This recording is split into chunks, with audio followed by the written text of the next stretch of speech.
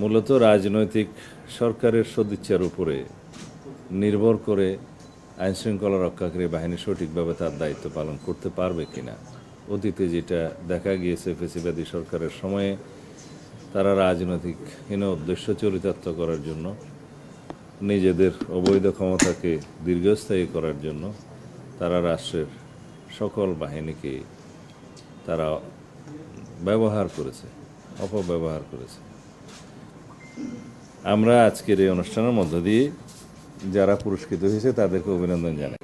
তাদেরকে সম্মাননা পদক দেয়া হবে বিভিন্ন পর্যায়ে। পুলিশ ডেতে আজকে আর্থিক পুরস্কার এবং সনদ আমরা দিলাম, এটা স্বীকৃতি, তাদের সারা জীবনের স্বীকৃতি হিসেবে থাকবে।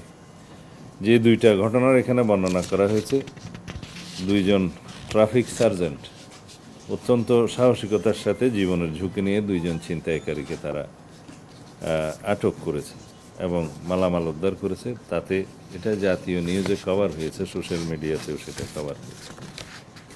আরেকটি ঘটনা খুবই আমাদের জন্য অনুপ্রেরণাদায়ক। একজন প্রবাসী ভুলক্রমে ট্রেনে তার ব্যাগ রেখে এয়ারপোর্টে চলে যায়। তার সাথে তার এক আত্মীয় ছিল।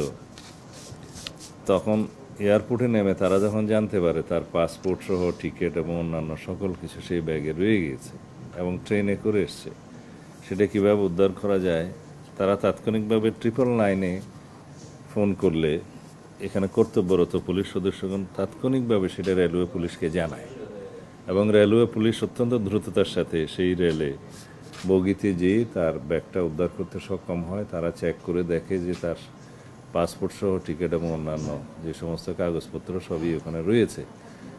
তারা নিজেরা খুব দ্রুততার সাথে, তারা কোনো কিছুর লোভে নয়, অত্যন্ত একটা দেশপ্রেম এবং জনসেবার মানসিকতা নিয়ে তারা এয়ারপোর্টে পৌঁছে দিয়ে সেই যাত্রীকে বিদেশ যেতে সহায়তা করেছে। তারা অত্যন্ত কৃতজ্ঞতা প্রকাশ করেছে।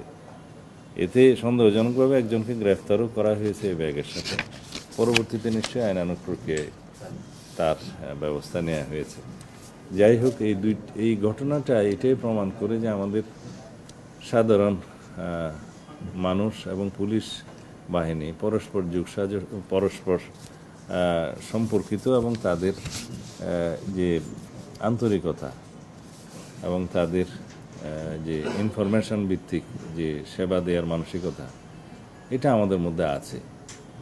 এটা সবসময় ছিল, কিন্তু এখন আমরা দেখতে পাচ্ছি এই মানসিকতাটা